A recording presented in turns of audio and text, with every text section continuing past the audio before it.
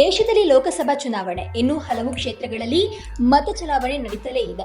ಮತದಾನ ನಡೀತಾ ಇರುವ ಹೊತ್ತಲ್ಲೇ ಹೊಸ ಸರ್ಕಾರದ 100 ದಿನಗಳ ಅಜೆಂಡಾದಲ್ಲಿ 10 ವಿವಿಧ ಗುಂಪುಗಳ ಕಾರ್ಯದರ್ಶಿಗಳು ಕಾರ್ಯನಿರ್ವಹಿಸರನ್ನ ಅಂತಿಮಗೊಳಿಸಲಾಗಿದೆ. ಲೋಕಸಭಾ ಚುನಾವಣಾ ಫಲಿತಾಂಶ ಜೂನ್ 4ರಂದು ಹೊರಬೀಳಲಿದೆ. ಹೊಸ ಸರ್ಕಾರ ರಚನೆಗೆ ಬಿಜೆಪಿ ಸಕಲ ತಯಾರಿಯನ್ನ ಮಾಡಿಕೊಳ್ತಾ ಇದೆ. ಈಗಾಗಲೇ 2 ಬಾರಿ ಅಧಿಕಾರ ಚುಕ್ಕಾಣಿ ಹಿಡಿಯುವ ಮೋದಿ ಸರ್ಕಾರ ಮತ್ತೆ ಗೆಲುವು ನಮ್ಮದೇ ಎಂಬ ಸಂಪೂರ್ಣ ವಿಶ್ವಾಸದಲ್ಲಿ ಫಲಿತಾಂಶ ಬಂದ ಕೂಡಲೇ ಹೊಸ ಸರ್ಕಾರ ರಚನೆಗೆ ಮುಂದಾಗಿದೆ.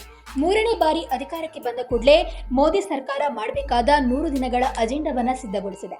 ಇದೇ 100 ದಿನಗಳ ಅಜೆಂಡಾದಲ್ಲಿ ಕೆಲಸ ಮಾಡಲು 10 ಗುಂಪುಗಳ ಕಾರ್ಯದರ್ಶಿಗಳ ಅಂತಿಮ ಆಯ್ಕೆ ಪೂರ್ಣಗೊಂಡಿದೆ.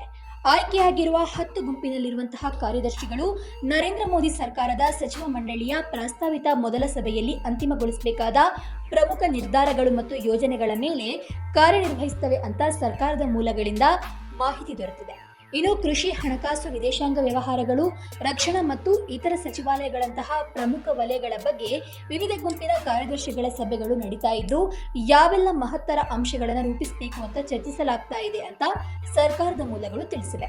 ಇನ್ನು ನರೇಂದ್ರ ಮೋದಿ ಅವರು 3ನೇ ಬಾರಿಯೂ ಅಧಿಕಾರಕ್ಕೆ ಬರೋದಾಗಿ ವಿಶ್ವಾಸ ವ್ಯಕ್ತಪಡಿಸ್ತಾ ಇದ್ದು ಈ ಬಾರಿಯ ಹೊಸ ಸರ್ಕಾರದಲ್ಲಿ ದೇಶದ ಕಲ್ಯಾಣ ಹಾಗೂ ಜನರ ಅಭಿವೃದ್ಧಿಗಾಗಿ ದೊಡ್ಡ ದೊಡ್ಡ ನಿರ್ಣಯಗಳನ್ನು ಕೈಗೊಳ್ಳೋದಾಗಿ ತಿಳಿಸಿದ್ದಾರೆ.